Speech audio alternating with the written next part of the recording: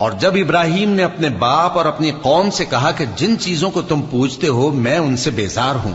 ہاں جس نے مجھ کو پیدا کیا وہی مجھے سیدھے رستے پر لے چلے گا،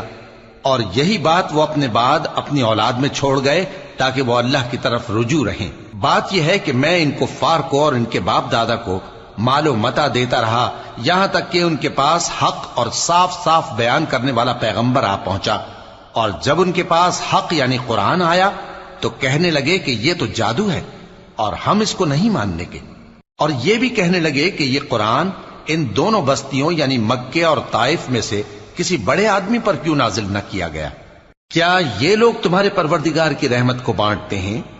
ہم نے ان میں ان کی معیشت کو دنیا کی زندگی میں تقسیم کر دیا اور ایک کے دوسرے پر درجے بلند کیے تاکہ ایک دوسرے سے خدمت لے، اور جو کچھ یہ جمع کرتے ہیں تمہارے پروردگار کی رحمت اس سے کہیں بہتر ہے۔